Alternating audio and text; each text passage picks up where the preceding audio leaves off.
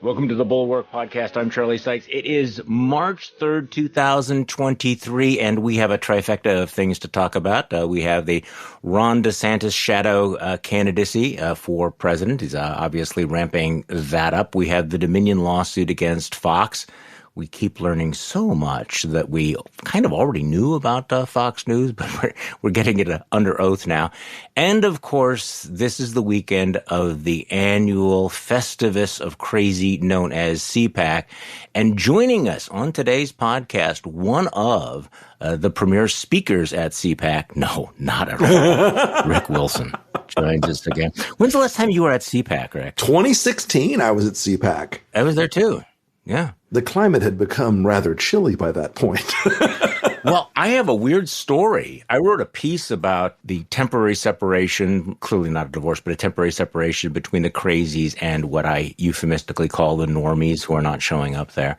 Mm-hmm. And, people, wanting to draw, large conclusions about, is this the end of Trumpism? What does this mean for CPAC? And I said, okay, be cautious about this because just remember back in 2016, Donald Trump, in a fit of pique, refused to show up at CPAC.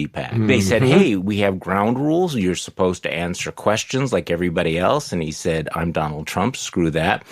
And the folks who ran CPAC wouldn't cave. And do you know who the guy who wouldn't cave to Donald Trump back then? Matt Schlapp. Matt Schlapp. I was actually standing in the hallway backstage with him and his number one henchman.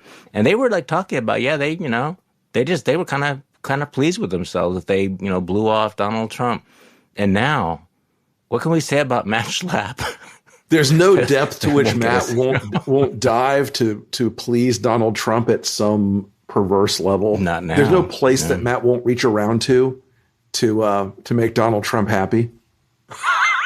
Yeah, it's really been kind of extraordinary. I mean, it does feel like this alignment of the stars, doesn't it, Rick? I mean, the guy's fumbling with some guy's junk. And you have people quitting, and you have Charlie, it was just locker room talk. It was grab him by the penis. It's just locker room talk, Charlie. I mean, come on. We all. Here's the dynamic, right? I mean, let me bounce this off you. So he is more dependent on Donald Trump than ever. Because he is totally. If Donald Trump even looks at him funny, Matt Schlapp and his wife Mercedes are just totally screwed. I mean, they're just gone. So they have to up the suckage. At this point, Matt will be personally counting the ballots in the straw poll in a closed room to make sure that Donald Trump wins by a billion-tijillion%. Because he's on life support right now. Matt's DC lobbying business had already kind of fallen apart in the last couple of years. And now I think with this lawsuit that he's facing and look, I was told when my own organization had a scandal that I didn't know the character of the person that was involved and I didn't know his private life. I was told that everybody involved in that completely had to know it wasn't a secret in Washington, blah, blah, blah. Oh, really? Well, for a guy that doesn't live in Washington, it might have been a secret. But apparently in Washington, Matt is not a secret. He's in deep shit. His lobbying business has been sort of falling apart because he has gone over the cliff with Trump. And no major corporation wants to say, we're going to hire X or Y to lobby for us with the overhang of Trump's insanity. And so he's been in trouble on that. And he's obviously having trouble in his personal life. But so he's going to go and try to make CPAC, Trump PAC once again. And it looks to be much like the Republican Party, like the collapsing neutron star that it is. It's smaller and it's hotter and it's more intensely crazy. It is much more. I mean, the fact that they have Carrie Lake being one of the premier speakers at their big dinner over the week. Carrie Lake and My Pillow guy is there, but Ron DeSantis, Mike Pence, all the congressional leadership had something more important to do. They couldn't even get Ronna McDaniel to come. Right. In DeSantis's case. Yeah. What's that about? So Ron DeSantis has this super carefully curated image right now. I'm the tough guy. I'm the badass. I'm the one who I'll take on the libs and own them. Yeah. This thing is I never lose. I'm tough. I'm Ron DeSantis. He does not want to go to CPAC and do the straw poll and face up against Donald Trump, where at the end of the day, the sort of grinding Trump affection that may have faded by a notch or two is still there. I mean, look, Trump's approval numbers have gone in the Republican Party from the high 90s to only the high 70s. Yeah, it's pretty good. Yeah, it's not too bad. But Ron does not want to go in there and have a loss where at the grassroots where he has to go out now and ask all these major donors for money and say, hey, I can beat Trump in the primary. I can do this and that, because there's an argument that he can't. And I think it's a very good argument that he is an overpriced political stock, and he does not want to have a confrontation now with Donald Trump, because if he does and loses, that's the ball game. I think that's exactly right. And of course, he also could have been booed, because who knows what this, if somebody's paid like $350 to show up and see Matt Gaetz, Marjorie Taylor Greene, Ronnie Jackson, Lauren Boebert, right, Scott Perry, right, Kerry Lake, My Pillow guy, then who knows what they're capable of doing. I mean, it's just. Yeah, I don't think there's an upper limit. You don't want to be in that room. Okay, so let's just dive into this whole question about, so do you think that Ron DeSantis is an overpriced political stock at the moment? Give me your take on this, because you're a Florida man. Well, first off, I can tell you, as I told the Rudy campaign back in the day, never invest in Florida as your winning strategy. I mean, remember, Jeb and Marco were favorite sons of Florida who came in well behind Donald Trump when he ran in the great state. But broadly speaking, it's a twofold problem. The first is the Donald Trump problem. And Donald Trump, even if you posit that Donald Trump only controls or retains the loyalty of, let's say, 20 or 25% of the GOP base, that means he goes into every single primary with a floor of 25%. Right. And it's going to go up or down a little bit, but it's probably going to ratchet up, especially because higher than that, though, right? What do you think? I'm being very conservative. Okay, very conservative. Okay. But once you get into that fight and you've got Ron DeSantis and 5, 6, 7, 8 other candidates, they're all sniping at DeSantis, dragging his number down. And let's say Ron starts, with a hardcore 5 or 7% even. I don't even know that exists. I'm just making that up.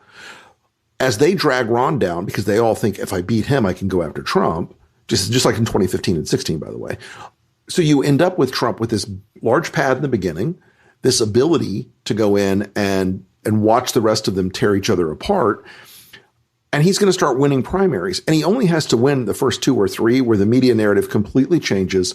Rupert wakes up one morning and says, oh my God, I've seen the light. It's Donald again. He's fabulous. Fuck it. Get him on the air, Sean. Do it more. He's going to do that. And on the other side of the equation is that Ron DeSantis as an overpriced stock. Look, Ron is and I'll use a baseball analogy so he can understand it. He was born on third base and thinks he hit a triple. Okay. He grew into political power in Florida by facing 2 of the weakest conceivable opponents that you could. I mean, if you asked me to pick the worst people to run against him, it would have been Andrew Gillum and Charlie Crist. 2 completely terrible candidates, loathsome, in Charlie's case, record in the state of Florida because he's hated by the Republicans because he betrayed them and the Democrats because he sucked. And he was the inheritor of this gigantic political machine in the Republican Party of Florida that I used to work in for years and years and helped elect people from all over the state and statewide officials. And he walked in and thought, oh, it's all going to be like this. The presidential campaign will be just like this. It'll be easy. Well, it's not. The world of presidential politics, as you well know, is a brutal, savage winnowing from the very first day. And the people who think that they are absolutely going to be the ones, the people that the media declare, this is the one, ask again, as I've said before, ask President Scott Walker, President Tim Pawlenty, President Jeb Bush, President Rudy Giuliani, and on and on and on. Rick Perry. President Rick Perry, sure. And my favorite, President Fred Thompson. Hey, listen, I'm still a Fred stan to this day. I liked Fred. I made a commercial with him one time, like a not political commercial one time. And he was like so fun to work with and such an easygoing guy. I was like, I love this guy. Well, that's why everybody thought he was going to be so great. So the questions about DeSantis, I think, are pretty obvious right now. Is will he be able to scale up to a presidential campaign? We have no idea. Will he be able to take a punch? Will he be able to deliver a punch? Okay, so let me ask you this, because a lot of the cool kids in the room are saying, he's very smart not to engage Donald Trump. He doesn't have to say anything about Donald Trump. He can run against Donald Trump without saying his name. How long does that last? That just seems to me to be incredibly naive to think that you can take out Donald Trump without ever actually taking out Donald Trump. What happens to Ron DeSantis? Here's an arguendo kind of point. What happens to Ron DeSantis the day that Donald Trump says, yeah, screw this Truth Social thing, I'm going back on Twitter. Mm-hmm. And I'm talking to my 85 or 89 million followers, and however many of those are real, it's still a lot of people, okay? And he says, I'm going to go back on there, and I'm going to F Ron DeSantis up every day. And I'm going to punch him in the face, and I'm going to say the worst things in the world. He's a groomer. I've heard many things about him at that private school. You can't tell. He may have been touching that girl. I've heard things. My friend Jim tells me. I mean, he will just go out and do what Trump does. And he'll say that he's fat and he's short and his wife killed, somebody. And he'll go through that Trumpian sort of thing. And Ron DeSantis, for the first few days, will be smug and will go, I'm not responding to that provocation. And then finally people will start saying, hey, did you really eat a dog? Hey, is your wife really the leader of a coven of witches? I mean, it'll get crazy, but Trump will use that ability he has because, there are millions of Americans who believe that Donald Trump is the legitimately elected president of the United States to this day. No, of course he's going to do that because he's done that in the past. I mean, people, remember what he did to Ted Cruz, and then of course, Ted. Savagery. Yes. And then sad Ted Cruz came around on all of this. But the reason that your prediction is rock solid is because Donald Trump has to destroy Ron DeSantis. Ron DeSantis is, in his mind, Ron DeSantis poses an existential threat to him. And he's right, because Ron DeSantis eats into his base. Ron DeSantis has MAGA street cred, which raises the question. And I guess this is, again, part of the, the conventional wisdom, is that because Ron DeSantis has bought up so much of MAGA real estate, he's bought off the Christopher Rufos of the world. You can see that he's, playing footsie with the Nat Cons and wink, wink, wink, and all of those folks. Right. The conventional wisdom is that when Trump begins doing his Trumpian, you're a groomer, and, people come up to me with tears in their eyes and say, sir, I have to tell you about Ron DeSantis and his short hands or whatever it is, that it will backfire on him. That people will go, okay, wait. He's a good guy. We like Ron DeSantis, and therefore that the attacks, the barbs, the zingers won't land on DeSantis the way it landed on all of those other pathetic guys in 2016. When you look at the history of Donald Trump wrecking the mental, reputational, and moral characters of his opponents, he's pretty much undefeated. Except for Joe Biden. He's pretty much undefeated.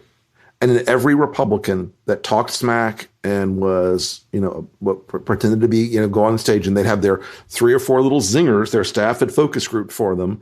And then Trump would just relentlessly maul them and just go and go and go until they were reduced to a seething pile of guts and a Brooks Brothers suit. This guy is brutal. He does not stop. He has look, I'm not a guy who praises Trump very often, but Trump's ability, that feral ability he has to sniff out a one weakness in a person is unparalleled.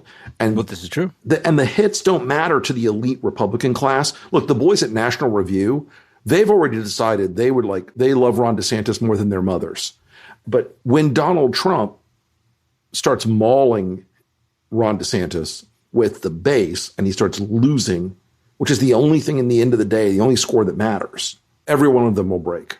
Let me just read you something here, okay? So you mentioned National Review. This is Rich Lowry, who's writing in Politico magazine. And you can tell he's starting to get a little nervous about Trump's poll numbers and the fact that Trump is still standing despite this. I mean, the guy's, called for suspending the Constitution. He faces criminal charges. He's been dining out with neo-Nazis. Every day he issues... The little things, Charlie. Yeah, exactly. It's the little things. So he writes, he said, and he's talking about this conventional wisdom, smart kid idea that don't engage him, don't make him mad, don't poke him.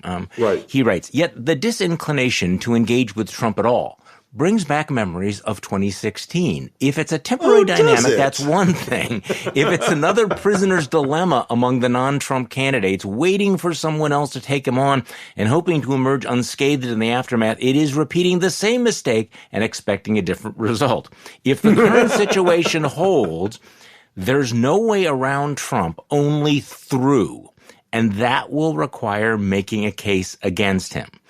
I have to say, Rick, this is one of those rare moments where he's right, so. Yeah, he's right.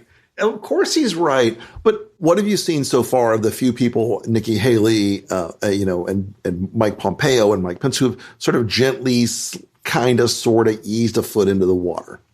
Not one of them, not only will they not criticize Trump because they know what the base will do, they won't even say that they have a difference in policy with Trump. Right. They won't even allude to a single shred of daylight between themselves and Donald Trump.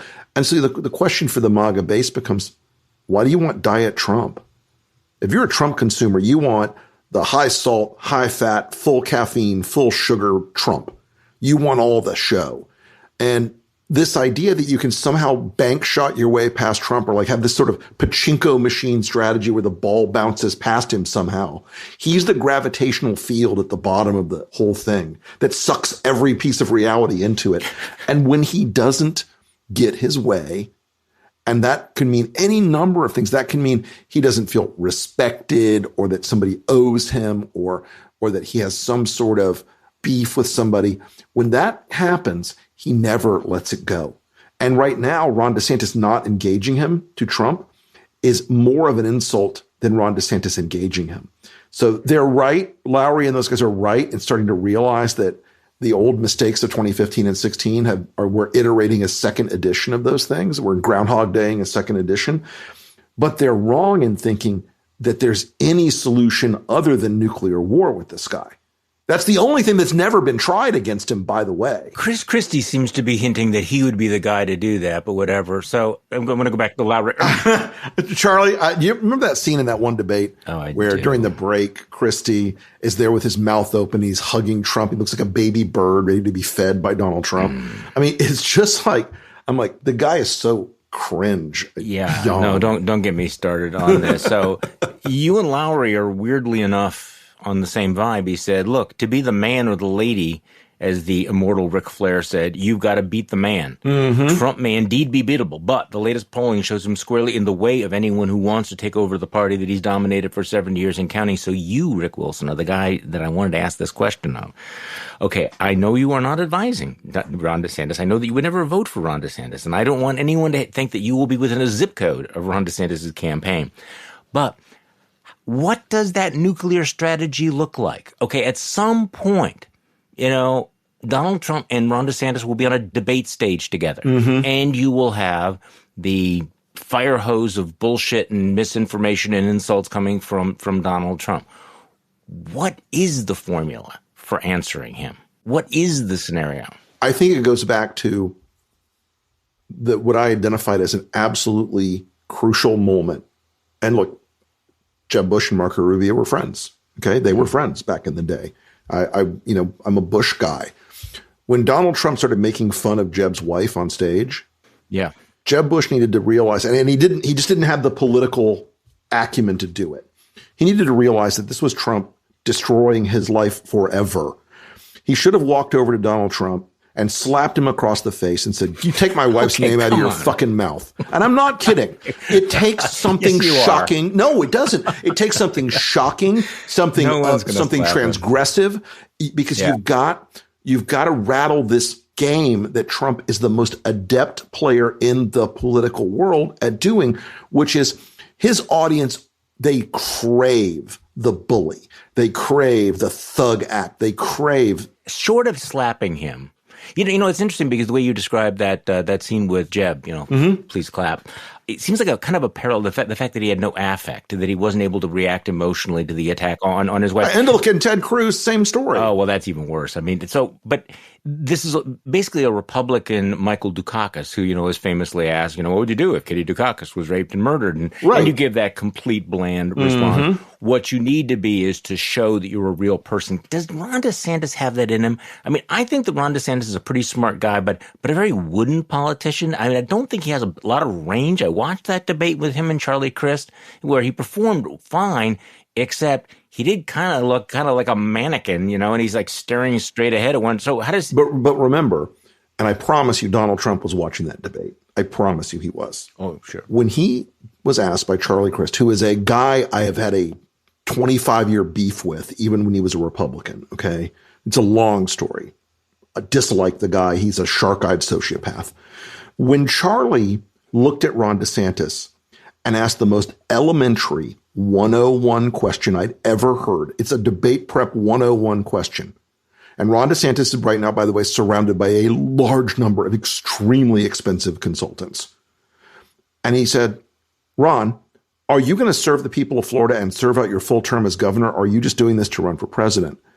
And DeSantis looked like Charlie had hit him in the head with a 2x4. He's standing there with his jaw hanging up and like, and for about 9 or 10 seconds, you can see the gears in DeSantis' head going, trying to figure out an answer, right? Well, he just froze, it looked like. I promise you, Donald Trump saw that moment and said, I will rip out his liver on stage and eat it on the stage.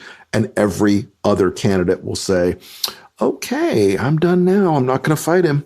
Because there is nothing he's better at than finding that one crack in somebody's world, especially for a guy like Ron DeSantis, who does not have a warm personal affect, who can't fall back on a smart-ass remark. You know, Donald Trump says something to me about, I don't know, anything, and I can come back with a dick joke or a smart remark or some counter insult. Ron DeSantis will sit there and, like, with Charlie, he looked like he was trying to pass a goddamn cinder block in the bathroom. He said, I'm only interested in one old out of Democrat. I mean, he was so painfully bad. And you can't do that with Donald Trump. You've got to be on your game. You've got to be real. You've got to be big. You've got to have a personality. Because look, a celebrity beats a non-celebrity almost every time. The one who becomes the happy celebrity tends to be the one that wins. And Trump is a celebrity, no matter whether we like it or not. It may be the crapulous version of a celebrity, but he is. He may be fat Elvis in the final years. Right. Right. He's still Elvis, right? Ivanka, tell the Colonel to bring with special vitamins. See, I cross over there. So what do you think is going to happen? I mean, I don't disagree with anything you just said there. And again, I just have no idea. No one has any idea how DeSantis is going to do it, but he's not going to be funny. He's not going to be likable. He's not going to be personable. He's not witty. He doesn't have zingers. Here's the other thing. Right now, the DeSantis people are operating under one key predicate, and that is that every billionaire, liberal, Republican hedge fund guy in New York is beating Ron DeSantis' door down. You know why? The dirty little secret, nobody's figured this one out yet. The dirty little secret is all of their wives or partners hated Donald Trump aesthetically. Yeah. They don't like his kind of person. And they thought, well, Ron DeSantis, he's got an Ivy League background. He's got a beautiful wife. He seems like a da-da-da-da-da. But those guys are going to give Ron DeSantis a lot of money. But here's what happened in 2016.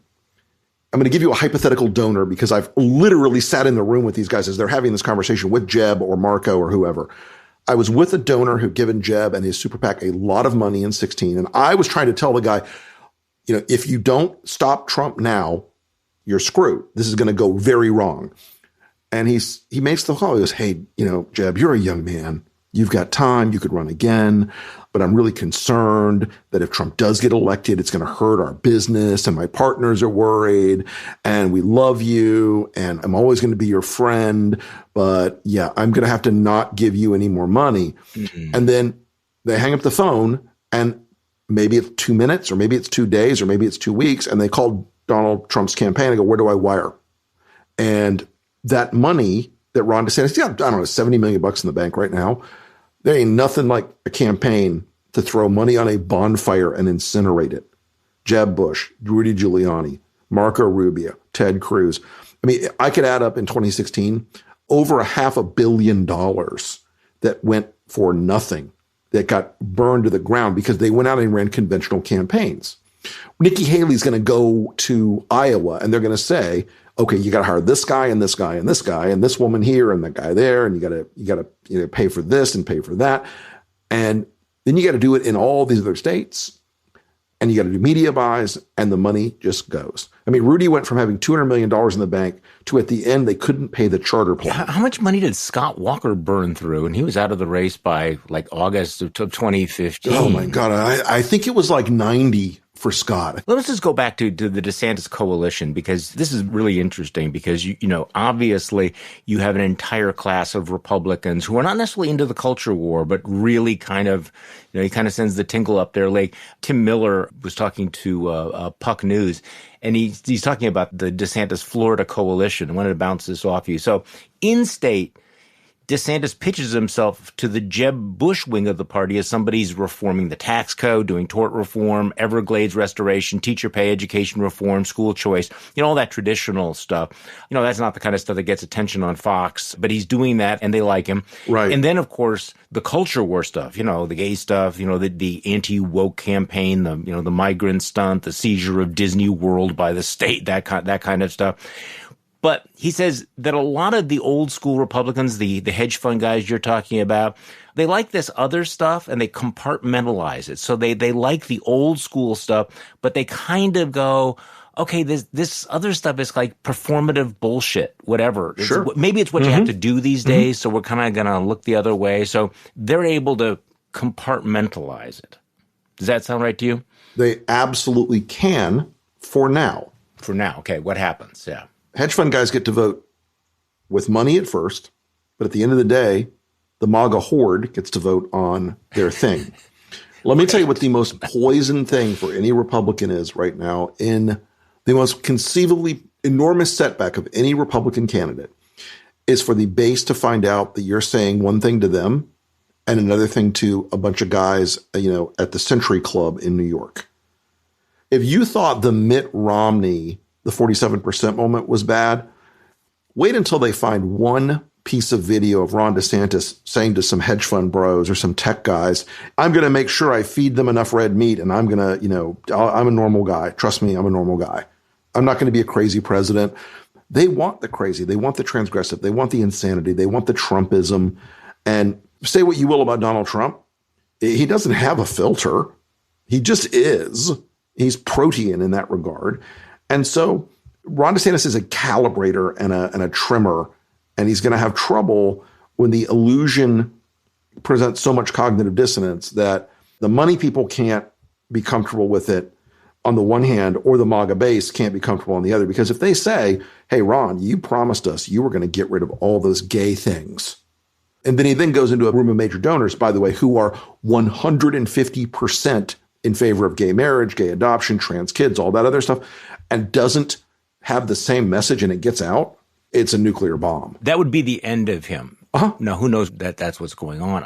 I don't know. Interestingly enough, Casey DeSantis, while she is a right-winger, she's also very smart. And I think she's already seen the risk factors of that contradiction becoming public. Okay, really? It really comes down to sort of going back to our first conversation about why Ron DeSantis is not at CPAC. It seems as if the key moment is going to happen very early on, that if Donald Trump looks like he's a loser, the momentum picks up. If Donald Trump wins, if he continues to poll well, as we know, a lot of these guys are just going to fall into line.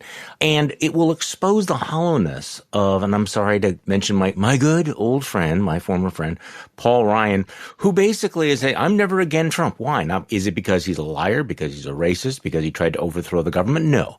Because he can't win. Because he loses elections. The problem with that rationale is that the moment he starts winning elections, your entire case evaporates. Precisely. And just like Mitch McConnell, if you held Mitch McConnell down under the hot lights and he could give you 100 different reasons why Donald Trump is a terrible human being, but he will still say, well, I'll still vote for him, of course, because the alternative is Joe Biden. That means communism, and I can't have communism. They always have a jump in their head where they can go from the absurd assertion of what the alternatives are to an excuse. The party's very good, Charlie. You know this very well. And by the way, your interview with Paul Ryan was brilliant. Well, thank you. And devastating and honestly tragic. I mean, I find Paul to be a tragic figure at this point. I think there's like a moral blindness there that you really revealed in that interview because it's just sad. I mean, it's just like, guy, you can be free of all this pain. You can just say the truth one time. Nobody's going to get mad at you except people that you hate anyway. This kept running through my head that we were having a conversation that I had with him almost word for word, 2014, 2015, 2016, and he hasn't moved on. He hasn't recognized that the world that he is describing just does not exist anymore. It's gone. And I mean, there are no unicorns out there that are going to come, flouncing in post-Trump and let's go back to talk about Medicare and Social Security again. I mean, it's like that's gone. And given his pariah status in the Republican Party, this sort of cute, desire that, no, I still need to be in the room. I still need to be on the phone with Kevin McCarthy. I still need to do all of these things. It's like, have you learned nothing? You've been making this Faustian bargain for 6 years? And what has it gotten you? And yet you're still there on the Fox board, on the phone with his buddy Kevin McCarthy, and he thinks that somehow that this is how we're going to move on from Donald Trump. I mean, Rick, it does feel like at the bottom of their great deep thought, political genius and strategy is one idea. Maybe he will die.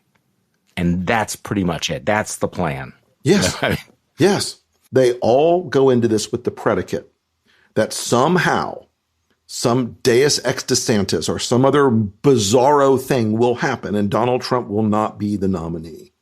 Maybe he'll insult a beloved war veteran, or maybe he'll talk about grabbing people by the pussy, or maybe he'll insult somebody's wives, or maybe he'll say that the rioters in Charlottesville were good people, or all this wishful thinking, it's all magical thinking. It's all just this fantasy world they live in. And they're like, after DeSantis takes out Trump, then I'll take out Nikki and then Mike Pompeo. And it's all this ridiculous bank shot bullshit, and they can't get it out of their heads. You either take him or you don't. Okay, the indictment question. I feel like we've been waiting for Godot for years. And there is this deep belief that the walls are closing in on Donald Trump. Well, just wait till this happens. So here we are in March of 2023. We have a crazy jury foreman down in Georgia. I don't know whether that has any effect. And I have no idea what's happening with the Department of Justice. As everyone else should admit, they don't know what's going on. Okay, so where do you come down? Are they going to indict Donald Trump? And will it make a difference? I will say this, and I've told people this for months. Holding my breath already. Stop hoping for a miracle. We must make our own. No one in the MAGA world will give a flip-flying you-know-what when Donald Trump gets indicted. They will say, it's the deep state. They're trying to stop him because he's our man. Oh, my God. It's the FBI again trying to betray our dear leader. They have already priced it in. They've already decided it doesn't matter. They don't care. They're beyond caring. In fact, it probably makes Trump's Republican support stronger. After the FBI raid on his house, Republican support for Trump went up. It did not go down. It went up. There have only been two big things that drove down support for Trump among Republican voters in the last 7 years. Number one was the Dobbs decision, which in part reflects that about 20 to 25% of Republican women are either softly or somewhat pro-choice. And also that Dobbs represented, weirdly, Roe had become sort of part of the background noise for a lot of, even for pro-life Republicans. The shock of the change moved the numbers against Trump, with female Republican voters, particularly those who are slightly more educated, slightly more affluent, tend to live more in more affluent suburbs and exurbs. The second thing was January 6th, which the violence and the crazies, because look, that suburban Republican who loves Trump, who does not want to be associated with the guy with the Camp Auschwitz shirt, does not want to be associated with the guy with the horns or the people shitting on the floor. Those guys are going to be speaking at the RNC convention, Horn guy's going to be the Secretary of Transportation someday, I'm pretty sure, or Interior maybe. But all of these people, Charlie, they have this persistent illusion that the edge and the base of the party are subservient to the political class of the party. And that's not the world anymore. That is not how it works anymore. You and I and the rest of our Republican elite friends, we're never coming back in the room. The mob runs the party. The base runs it. And I think that's more and more apparent, especially as you watch, Kevin McCarthy's Congress, continue to be I want to find a better way of saying clown car, because I think it's much more despicable than that. You saw that, what was it, Congressman Comer, right, was talking about, why didn't the Department of Justice bring criminal charges against Beau Biden, the dead son of President Biden? The dead son who died of cancer from his exposure to chemicals in Iraq. Who was a war hero, who had been awarded the Bronze Star, who'd been awarded, and it's just like, I was actually on the 11th hour, the other night, and I came very close to dropping an F-bomb on television. I'm comfortable doing it on a podcast. I've done it. I mean, you have. I got reprimanded. So is there a shift? Because here in Wisconsin, we have this state Supreme Court election that's coming up in April. Right. And these things are usually, very, very close run things. And right now, I have to tell you, I think that the liberal candidate, who is quite liberal, has a tremendous advantage because every single ad I see on television here is about the abortion issue. I think that's going to be an interesting test case about how the electorate has been affected post-Dobbs, because this is the first post-Dobbs state Supreme Court election in Wisconsin where it's a completely binary choice. It is up or down. There's an 1849 law on the books that criminalizes abortion. Right. If the liberal wins, that will be overturned. If the conservative wins, that will be upheld. No, there's no doubt about it. There's no ambiguity about it. So it's a straight up referendum on abortion.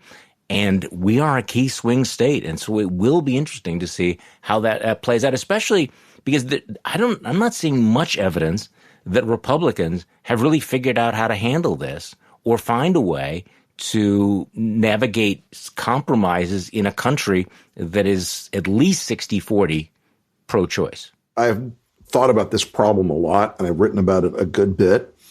America had a kind of uncomfortable consensus on abortion. Nobody really was like a fan. Nobody was like, yay, abort. I mean, a few crazies, but most people were like, this is not a great thing. I don't think enough people on the pro-choice side looked at the moral implications sometimes of abortion. And I don't think enough of the pro-life people looked at the actual moments where life of the mother was a real thing. But we had this kind of weirdly uncomfortable, but generally, abortion with some guardrails view of it in the country. And it's one of the most complicated social issues we've ever dealt with in this country. And I rank it literally as high as slavery in some ways, because it is deeply, deeply personal, intertwined with religion, intertwined with free markets, intertwined with every other thing in the world. But what I can tell you, it didn't take a pollster to say, yeah, no matter how you feel about abortion, nobody wants the government to have snitch clubs where you pay people money to report women getting abortions, like Greg Abbott in Texas. Nobody wants to say a woman with an ectopic pregnancy has to die, which is going to be the Missouri law, because we're going to ban it so thoroughly. Nobody wants women to have their locations monitored by the government so they can't cross state lines. Yeah. And so in all these cases, the overshoot right now is in the hands of the Republicans. And the overshoot, by the way, a few years ago was when Democrats were like, fuck you, partial birth abortion is fine and fun and funny, and here you go, and we're going to do it. And they should have had a moment where they realized you're over the extremism line a little bit, where the Republicans right now are racing it over the cliff. And I think there will be a major implication in the 24 election. I think it is bound up in a lot of other opportunities for the Democrats to be smart and careful and grab some Republican and independent leaning voters who don't want to be part of like the Greg Abbott snitch club. Yeah, my sense, just talking to people, and this is anecdotal, which is, of course, not data, is that... it's anecdata, Charlie. That's what I call it. Yeah, okay. I'll pretend. So I was at this hipster club, and I heard these two women... hipster coffee shop. I know a lot of people who were sort of... The Democrats were kind of renting their votes very, very temporarily. They were willing to do it, Post-Dobbs, that feels more like a long-term lease, if not a complete turnaround. I mean, the number of women Republican women who are just like, I can't see myself ever voting for Republicans again. And I'm continually sort of surprised by the intensity of it. But it is real. It is happening. I actually think it's going to be interesting to see how Donald Trump handles this, because, he put out that one statement where he kind of blamed the midterm losses on the abortion issue. And of course, he's a guy that's, has not given 5 minutes thought to the entire issue, except did you pay the bill? Yeah, exactly. Something like that. and I, I'm not naive enough to think that it will split the base, but my guess is that you'll have people in the room telling him, you have to take the strongest possible position, because Donald Trump is never outflanked on his right. I mean, he and DeSantis are kind of doing that weird thing where neither one of them wants anyone to get to their right. Well, at a certain point, you get so far to the right, you fall off the edge. I'm not sure who goes first. Right. Hey, Charlie, I had a question for you. Sure. You've noticed, I'm sure, this break Trump is making with the rest of the party on Social Security, Medicare, Medicaid. Yeah. I think it's actually, and I'm not a guy who gives Trump a lot of props. I think it's actually politically brilliant. I think he knows where the base is.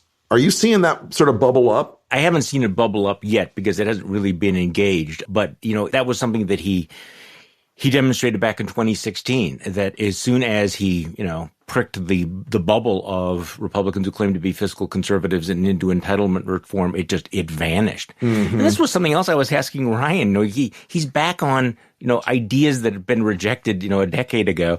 And it's like, okay, were you watching, the House Republicans yelling, we're not touching anything. We're not touching anything. The leader of your party saying we're not touching anything. There's no political will there. There was none. Among the many ironies, watching the Tea Party movement, which really cared about, budgets and deficits and the national debt, just basically flip when it became MAGA, in which they cared absolutely nothing about all of that. So yes, I think that gives him an advantage. He's going to pound DeSantis with that you supported those things. Oh, yeah. And I don't disagree with you at all. I think that particular fight is one where Trump is showing that sort of cunning that he has. Okay, so where does the whole Dominion Fox story go? Fox News being exposed in so many different ways. Neither you or I are lawyers. You're not a lawyer, right? No, God, no. I can't figure out why they don't settle this thing. I mean, what is the upside to not just writing a check right now? In the end, they're going to settle this thing because they do not want this to go in front of a jury. Claire Locke is a superb defamation firm. They are the top of the game. They are stacked top to bottom with a bunch of trained killers, and Fox has trained killers too, but Dominion and Claire Locke have the receipts. Mm-hmm. Every one of these people knew what they were doing was bullshit. They knew that the harm they were causing to Dominion was deliberate and deceptive. It's going to cost Fox an awful lot of money. Now, Rupert traditionally, over time, when these things happen in his organizations, finds a sacrificial lamb and kills said sacrificial lamb in order to get the press off of him. It's what he did during the taping scandal in the UK. Yep. It's what he did during a scandal in Australia of a similar nature. Somebody is going to die in the Fox world. Mm-hmm. And it's not going to be the talent. It's not going to be Tucker or Sean or Laura. It's probably going to be Suzanne Scott. It might be someone down the chain from her slightly in the legal side. I don't see how that solves their problem, though. Right. Those sacrifices, those play into the media narrative, but it doesn't solve the legal problem. They will settle in the end. They will give it up in the end. They will roll over because the risk is so catastrophic for them. I also think there are two other big problems that people haven't really thought through yet. One is shareholder lawsuits against Rupert and the family. I was just going to mention this. Okay, go on. Rupert's got, what do you think, 5, 6, 7 years left? I mean, evil people live a long time. Good people live a long time sometimes, but, Rupert's time is running out. He does not have much more on the clock. Mm-hmm. But for all that, he's still in control of this organization. Does he want to spend his twilight years in the shareholder fights, which are even harder to prevail in sometimes than the legal fights? Those things become very personal. It reduces his range of action financially on all these other fronts. The other place I think Rupert Murdoch is in trouble is there's an element of the right wing that grew up believing that Fox was the word of God. That if it was on Fox, it was the one true piece of news they could find. It was the one thing that was real. It was the one thing they could rely on. Mm-hmm. And the rest of the news networks were lying liberal communists, pursuing a globalist agenda, or what you make up whatever the, fantasy world of their brain is that day. Now they've discovered that Fox was playing them, that Fox was treating them with contempt. And that Fox knew that their audience was so stupid they would believe anything. And a lot of that audience now is either insulted or they're saying, well, Trump could have won the election if only Fox had stayed disciplined. If they stayed in line, we could have won this election. I just find it fascinating, the coming shitstorm from the right against Fox, because there are other options now, OAN and Newsmax and God knows what else. I don't think they're going to suffer reputational damage with their audience for lying to them, because I think their audience likes being lied to. And right, but the lie they wanted them to keep telling, they wouldn't keep telling. Right. And of course, they won't even hear about any of this. If you watch Fox, you don't even know that this is even going on. But to your point here, A lot of the story that we're seeing about what happened after the election is the result of pure panic that they will lose their audience to the Newsmaxes, to the OANs, who are serving a much richer, purer form of crack and meth on the street. Oh, yeah. And they were really worried about that. I mean, you can see going back and forth, oh, my God, they're so mad at us for not giving us the big lie. We might lose these people. The stock price will go down. So right now, as you and I are speaking, down in Mar-a-Lago, the Orange God King is just firing off one shot. He's melting down over this, attacking Rupert Murdoch. So this is their worst fear, right? That MAGA would turn on them. So how long is Rupert going to be able to stand up against that? Because he's got two different things, right? I mean, he's caught here. He's got this massive lawsuit and maybe others coming at him, which would say, keep away from that stuff, versus if Donald Trump keeps, pumping up the MAGA base on all of this, they may lose share. What do you do? Which way are they going to go? Let me tell you, Rupert Murdoch in 2014 and 15 was conflicted over where the Tea Party side of the movement had become. He was one of the people who, after Todd Aiken and the disasters of 12, was like, no, we got to win with good candidates, good people. He was for his entire life pro-immigration, did not like how the Gang of Eight had flopped on immigration, did not like the nativist turn that even his own people were taking, did not like Trump, was contemptuous of Trump. I wrote about it in the first book. And he wisely, as a player, decided, well, my pride and my preferences are irrelevant to the success of my network. And if I don't feed them Trump, they'll go get their Trump somewhere else. And I think you're exactly right, Charlie. I think they're going to, for a few months, they'll flirt with Ron DeSantis and they'll flirt with other candidates a little bit here and there. But at the end of the day, if Trump is even likely to prevail, they will not only switch to him, it will become a network that becomes 24/7 about how no matter what the candidate is, we've got to take on communist, heathen, cannibal Joe Biden. Otherwise, our nation will be plunged into the eternal darkness. Pedophile, Satanist. Of pedophile, Satanist, goat worshipers, whatever. I think you're right. The one question I have is whether or not you have these countervailing pressures of these massive lawsuits that would slow that down. Because the moment that you do what you're describing, Donald Trump begins showing up on the network and he begins spewing the fire hose of bullshit on the network. Sean, I'm glad you've had me back to prove that my election was stolen from me. Well, exactly. You lied in the deposition, didn't you, Sean? Well, okay. So that's the awkward. I mean, this is the way the discussion's going to be. Hey, look at this. We're losing audience. We have to get Trump back on. And the lawyers will say, are you kidding me? We now have $6 billion in lawsuits. We have this. We have Dominion. We have Smartmatic. It's a shame they're in this position. I feel so bad for them. It's a shame. It's going to be a hell of a discussion. Mm-hmm. And I think that we can be absolutely certain that whatever the principled stand is, forget it. That they won't be taken. Okay, one last question I have for you, because we really haven't talked about the general election strategy at all, but how important is the Chicago mayor's election for the Democrats? Have you thought about this? I have thought about this. I've been telling Democrats, I knew it. Take this crime shit seriously. Stop with this defund the police stuff. Mm-hmm. It's the most weapons grade stupid thing I've ever heard. Stop pretending it's not happening. Right. Every human being knows this is going on.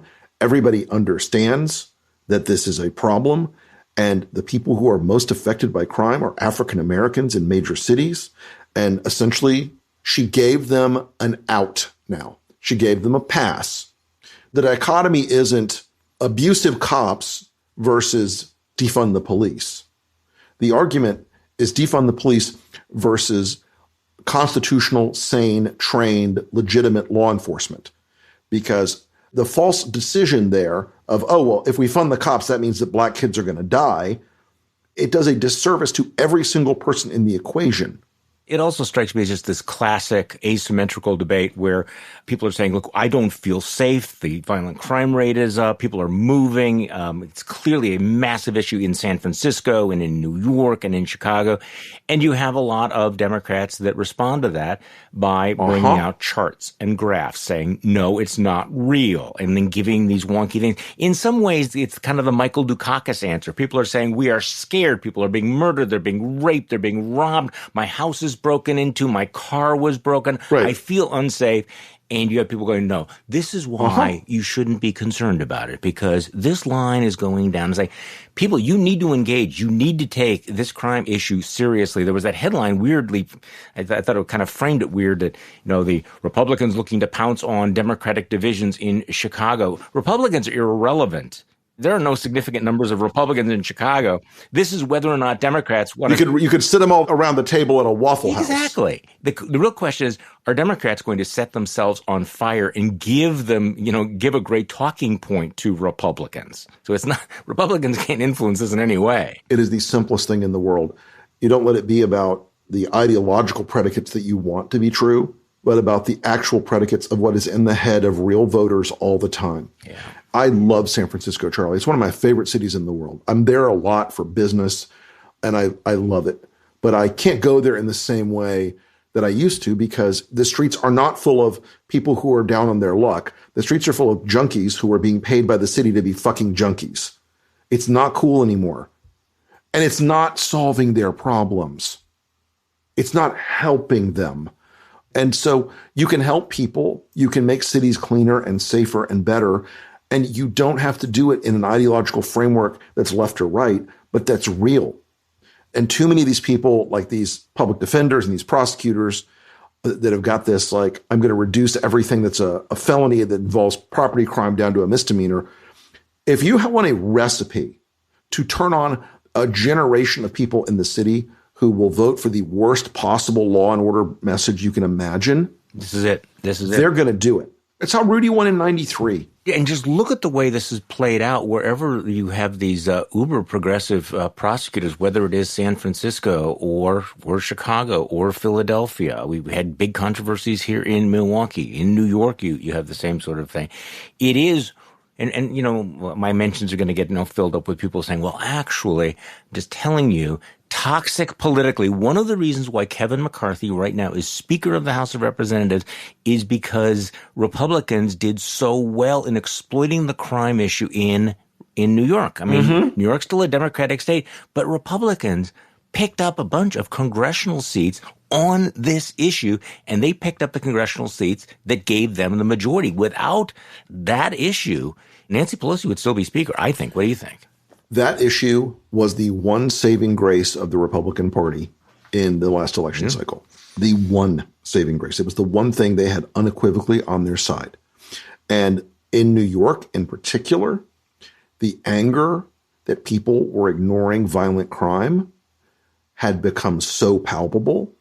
And I talked to a former Republican friend of mine who called me and said, I just came out of a focus group up there, and a Democratic male voter, business owner, upstate, said, you know what I'm pissed about? I'm pissed that Kathy Hochul talks about guns every 5 minutes but doesn't talk about crime at all. And it catalyzed it for me. I was like, there it is. They look at the symptomatic part of it and not at the part that affects everybody all the time at scale. They're not dealing with just the emotional reaction and the incandescent anger about all of this. And again, there is a certain denial. There's a little bit of gaslighting, the obsession with, these numbers are not look, the perception is very real. It is very intense. Murders may be down year to year, but violent crime, property crimes, when they are up, when people feel they cannot stay in their own homes, or when they're scared about their children walking down the street, you cannot change their minds by showing them a whiteboard. And I'm saying, Rick. A lot of the arguments about gun control, a few years ago, we pulled the voter file in Florida, and then we matched it up against the concealed carry data that we had.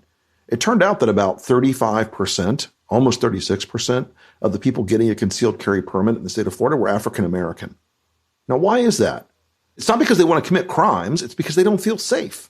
Yeah. that differential is one that Democrats need to get up on quick. Well, I think there's a little bit of an indication. Did I see this correctly, that Joe Biden is actually going to sign that congressional resolution which would override this bizarre new legislation in Washington, D.C. that really lightened up on criminals? And Republicans led the way, pushing, saying this is crazy. This is not a time to go soft on crime. A whole lot of Democrats went along with that, got the majority, and it looks like Joe Biden, and he's going to get just filleted by the left of his party. But good for Joe. Good for Joe making a good call on this one. He did indeed. All right, Rick Wilson, thank you so much for coming back on the podcast. We really appreciate it, Rick. Anytime, my friend, anytime. And thank you for listening to this weekend's Bulwark Podcast. I'm Charlie Sykes. We will be back on Monday. We'll do this all over again. The Bulwark Podcast is produced by Katie Cooper and engineered and edited by Jason Brown.